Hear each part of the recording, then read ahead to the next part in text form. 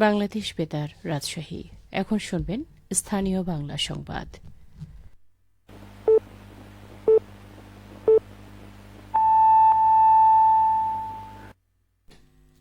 আসসালামু আলাইকুম। সন্ধে ৭টা। বাংলাদেশ বেতার রাজশাহী। স্থানীয় সংবাদ পড়ছি সাজরিন খান খুশবু। আগামীকাল ব্যাপক উৎসাহ ও উদ্দীপনায় উদযাপিত হবে বিশ্ব বেতার দিবস। দিবসটির এবারের প্রতিপাদ্য বেতার ও জলবায়ু পরিবর্তন। দিবসটি উদযাপনে বাংলাদেশ বেতার রাজশাহী কেন্দ্র নানা কর্মসূচি হাতে নিয়েছে। দিবসটি উপলক্ষে সকাল ৯টায় বেতার কেন্দ্র থেকে র্যালি বের হয়ে নগরীর সিএন্ডবি মোড় ঘুরে বেতার কেন্দ্রে এসে শেষ হবে। পরে বেতার প্রাঙ্গণে অনুষ্ঠিত হবে আলোচনা সভা ও মনোজ্ঞ সাংস্কৃতিক অনুষ্ঠান। রাজশাহী কেন্দ্রের আঞ্চলিক পরিচালক কিশোর রঞ্জন মল্লিকের সভাপতিত্বে আলোচনা সভায় প্রধান অতিথি থাকবেন রাজশাহী বিশ্ববিদ্যালয়ের উপাচার্য অধ্যাপক ড সালেহ হাসান নকিব। সভায় বিশেষ অতিথি থাকবেন রাজশাহী মেডিকেল কলেজের অধ্যক্ষ অধ্যাপক ডাক্তার খন্দকার মোহাম্মদ ফয়সল আলম। রাজশাহী বিশ্ববিদ্যালয়ে মাইগভ প্ল্যাটফর্মে অ্যাপোস্টিল বিষয়ক ২ দিনব্যাপী এক কর্মশালা শুরু হয়েছে। আজ শহীদ সৈয়দ নজরুল ইসলাম প্রশাসন ভবনের সম্মেলন কক্ষে অনলাইনে যুক্ত হয়ে এই কর্মশালার উদ্বোধন করেন মন্ত্রিপরিষদের সমন্বয় ও সংস্কার বিভাগের সচিব মাহমুদুল হোসাইন খান। রাবি উপাচার্য প্রফেসর মোহাম্মদ মাইন উদ্দিন কর্মশালায় সভাপতিত্ব করেন। এই কর্মশালায় অন্যদের মধ্যে রাবি ছাড়াও রাজশাহী মেডিকেল বিশ্ববিদ্যালয়, বরেন্দ্র বিশ্ববিদ্যালয়, north Bengal international university, Khaja Yunus Ali বিশ্ববিদ্যালয়, Bangladesh army university of engineering and technology ও রাজশাহী সায়েন্স অ্যান্ড টেকনোলজি ইউনিভার্সিটির একজন করে যাচাইকারী কর্মকর্তা, সত্যায়ন কর্মকর্তা ও প্রতিসত্যায়ন কর্মকর্তা অংশ নেন। কর্মশালার দ্বিতীয় দিন আগামীকাল আরও ৬টি বিশ্ববিদ্যালয় অংশ নেবে।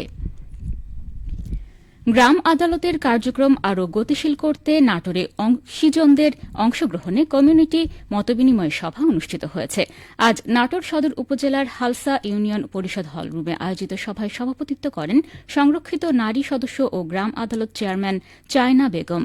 সভায় জানানো হয়, গ্রাম আদালত আইন ২০০৬ অনুযায়ী অনধিক ৩ লক্ষ টাকা মূল্যমানের ফৌজদারি ও দেওয়ানি বিরোধ নিষ্পত্তি করতে সকল ইউনিয়ন পর্যায়ে গ্রাম আদালত কাজ করছে। গ্রাম আদালতে আইনজীবী নিয়োগ করতে হয় না, মাত্র ১০ থেকে ২০ টাকা ফি প্রদান করে গ্রাম আদালতের মাধ্যমে অল্প সময়ে অল্প খরচে সঠিক বিচার পাওয়া সম্ভব।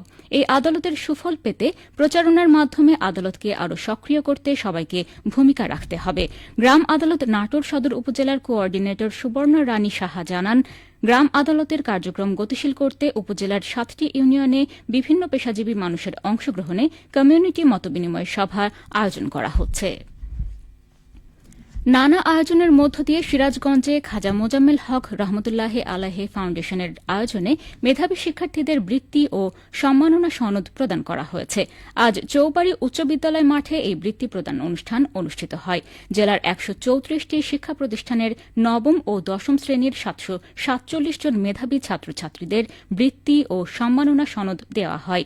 অনুষ্ঠানে প্রধান অতিথি হিসেবে উপস্থিত থেকে শিক্ষার্থীদের বৃত্তি ও সনদ তুলে দেন ফাউন্ডেশনের চেয়ারম্যান খাজা টিপু সুলতান। সিরাজগঞ্জ জেলা প্রশাসক মোহাম্মদ নজরুল ইসলামের সভাপতিত্বে অনুষ্ঠানে আরও উপস্থিত ছিলেন জেলা পুলিশ সুপার ফারুক হোসেন, উপজেলা নির্বাহী কর্মকর্তা অনামিকা নজরুল সহ বিভিন্ন বিদ্যালয়ের শিক্ষক ও অভিভাবক বৃন্দ।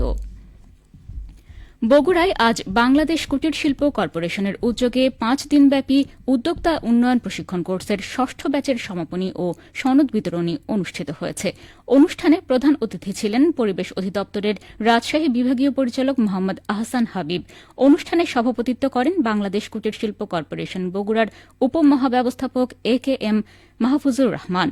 বিসিকের শিল্পনগরী কর্মকর্তা শাহিনুর রহমানের সঞ্চালনায় অনুষ্ঠানে বক্তব্য রাখেন বিসিক বগুড়া জেলা কার্যালয়ের উপব্যবস্থাপক জিন্নাতারা। এ কোর্সের মাধ্যমে উদ্যোক্তাগণ তাদের প্রতিষ্ঠানের বিপণন, উৎপাদন ও আর্থিক বিষয়সমূহ সুষ্ঠুভাবে সম্পাদনের লক্ষ্যে বাস্তব জ্ঞান অর্জন করেন বলে জানান বক্তারা।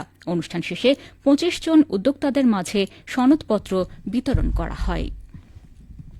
নওগাঁর ধামইর হাটে তারুণ্যের উৎসব উপলক্ষে উপজেলা স্বাস্থ্য কমপ্লেক্সের আয়োজনে দিনব্যাপী স্বাস্থ্য পুষ্টি মেলা ও প্রাথমিক স্বাস্থ্যসেবা ক্যাম্প অনুষ্ঠিত হয়েছে। আজ সকালে উপজেলা স্বাস্থ্য কমপ্লেক্স চত্বরে আয়োজিত কর্মসূচির উদ্বোধন করেন উপজেলা নির্বাহী অফিসার মোহাম্মদ মুস্তাফিজুর রহমান।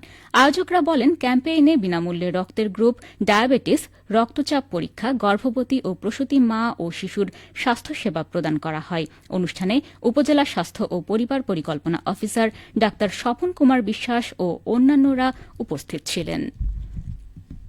সবশেষে আবহাওয়া। আজ রাজশাহীতে সর্বোচ্চ তাপমাত্রা ছিল ৩১.২ ডিগ্রি এবং সর্বনিম্ন ১২ ডিগ্রি সেলসিয়াস। সন্ধ্যা ৬টায় বাতাসে আপেক্ষিক আর্দ্রতার পরিমাণ ছিল ৬০%। রাজশাহী ও পার্শ্ববর্তী এলাকায় আগামীকাল সূর্যোদয় ভোর ৬টা ৪০ মিনিটে। সংবাদ শেষ হল। আমাদের পরবর্তী স্থানীয় সংবাদ প্রচারিত হবে আগামীকাল সকাল ৮টা ১০ মিনিটে।